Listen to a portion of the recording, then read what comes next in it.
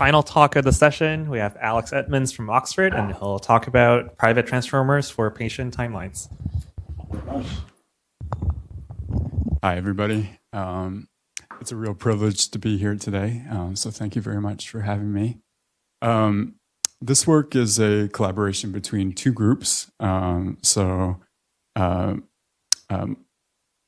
group that I'm part of at Oxford, called the Synthetic Society Lab, with Luc Rocher, and also the DSGE Lab at the University of Helsinki. So that includes my collaborators, Jonas and Tuomo and Andrea. And today I'm going to be talking about the application of differential privacy to longitudinal models for patient medical data.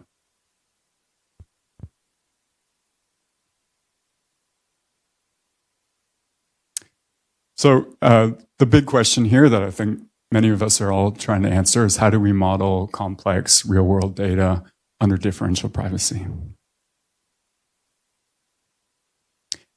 And in this particular case, what we're interested in doing is, given someone's past medical history, predict their future medical outcomes. So in particular, a patient timeline consists of a sequence of medical events recorded over an individual's lifetime. So these could be diseases or symptoms, and just the timestamp of the age of the patient, a fractional age at which that event occurred.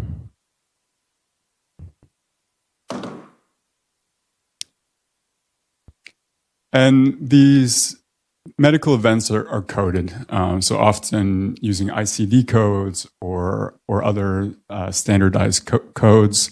When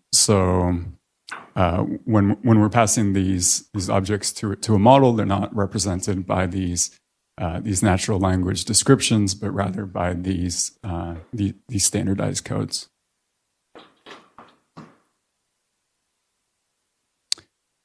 And the problem here is, given a prefix of someone's medical history, predict how that continues to unfold into the future.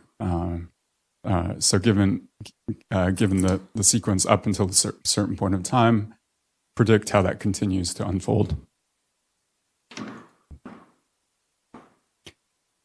Now, there's been quite a lot of work looking at transformer models for this style of data. Different styles of models have emerged. There are many works on this subject. I've just chosen a fairly random selection here. The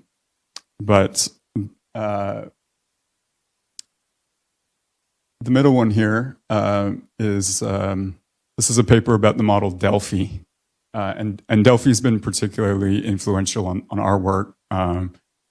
Our model is closely related to this original Delphi model.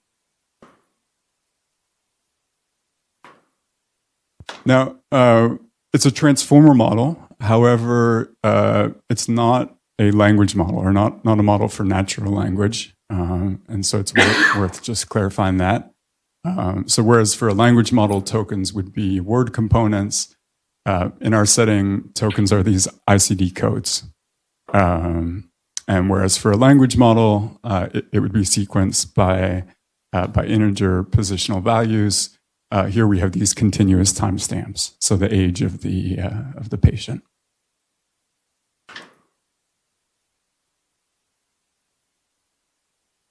Yeah, and it's quite interesting the way that time is modeled here. So the idea is to, at every point in time, you're predicting a next event, and the assumption is going to be that these events occur independently, which of course isn't quite true, but it's independent condition on where you are in a particular moment in time. So in particular, you use the logits produced by the transformer, the logic corresponding to a code is used to compute the you can think of it as the expectation of the amount of time before you observe that code, and then you essentially have this race between different events. So these are drawn from exponential distributions. You might have heard of competing exponentials. That's what this is, and you have this race, and you look at which one comes first. So whichever comes first, that's going to give you both your timestamp and also determine the event that you select for your next token.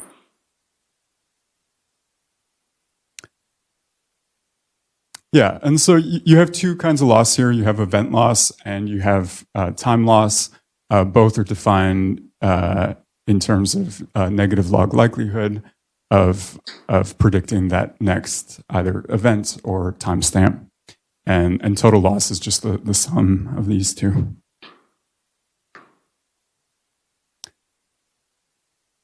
So there are three data sets that we're working with. There's Airshot, Mimic, and ML for health. And these vary by orders of magnitude in terms of the scale of these data sets.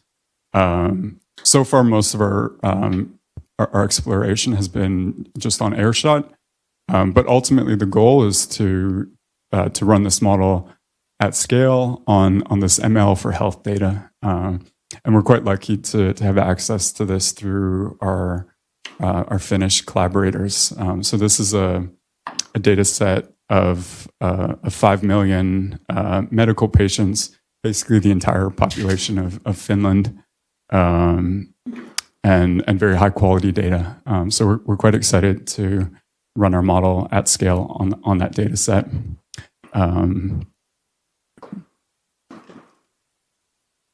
Now, of course, the big concern here, and I think I'm probably preaching to the choir, but the big concern is that these models could be used to reconstruct information about individual level data.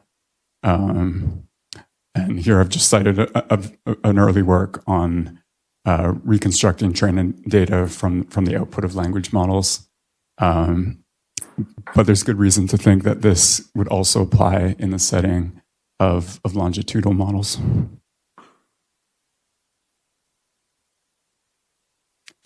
Okay, so significant prior work has explored the application of DP to language models. It was really exciting to hear Ryan, for example, talk about VaultGemma, which was one of the models that's made us think that what we're doing might be possible. And surprisingly, DP for longitudinal data seems to be relatively unexplored at this point. And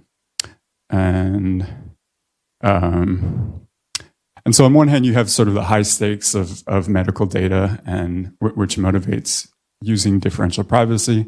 I think also there's a possibility that DP might be even more well suited to these problems, which tend to use lower dimensional models. You don't need these high dimensional language models.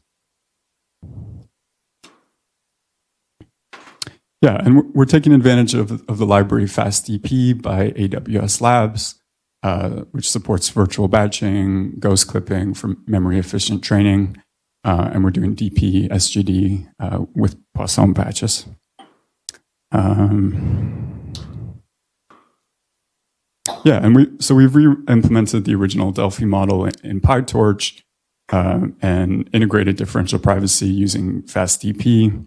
And the intention is to release this code as open source, and that'll be the code of the model, not the weights. It'll take, I think, probably quite a lot of care and thought before we might be able to release the weights of such a model. Although that's certainly kind of the ultimate goal, to be able to have an open weight model of this kind. Yeah, and so just some preliminary results. These are some loss curves on our data. Here we're looking at event loss on the AirShot data for different values of privacy. So our dotted line is no DP, and then these two curves are very high levels of epsilon. So this is epsilon 1000, epsilon 100. Once you get down into sort of meaningful values of privacy, we have epsilon 10 and epsilon 1. And the story is kind of, we're kind of in the middle here in terms of clearly privacy has a significant impact on the performance of these models, but there is still a signal, and it's not at a point where it doesn't seem feasible to scale this up to obtain a private model at scale. Yeah, and just another way of looking at the same data. This is after the entire training. So looking at the different privacy values and the final cross entropy values for event loss on the validation data. So here's our non-private baseline. These are for this is epsilon 1000, epsilon 100, epsilon 10. Yeah, and the dotted line at the top is sort of it's what you would get if you were just to guess randomly. So you can see, for some reason, for very low epsilon values, we got worse than random guessing. I'm not sure what's going on there. Yeah. Yeah, and we can explore different model sizes as well. So, so the experiment we were just looking at was a smaller transformer. These are the parameters for the two different models, and you see a slight difference in performance. Basically, across the board, the larger model does seem to help. Presumably, at scale, having this larger model is going to be a lot more significant as well. Yeah, and these are just the time loss curves. So previously we were looking at event loss, and this is time loss. Now, ultimately, I think thinking in terms of cross entropy and next token prediction, it can be somewhat misleading, and in terms of just what is the meaning of cross entropy and next token prediction in a longitudinal model. So ultimately, we want to evaluate these models against hard endpoints like predicting mortality or predicting the risk of a disease in a given time frame. And this is also going to be, this is sort of how we envision such a model being used, is that you train this very rich model. It learns representations of the data, and then you either post-process those representations, or you post-process the predictions of that model in order to perform downstream tasks. And I think in an ideal world, what we'd like to see is an open weight model that would be available for such purposes, and then adaptable in different contexts, using adapters in this way to perform particular downstream tasks.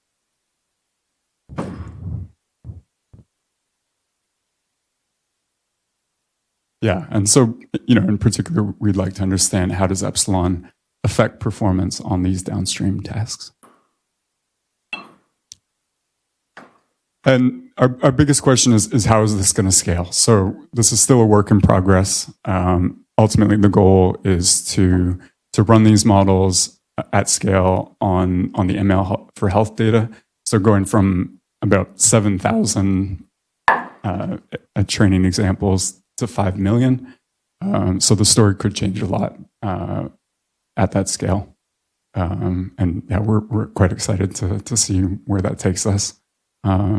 And so stay tuned for the results of that. Yeah.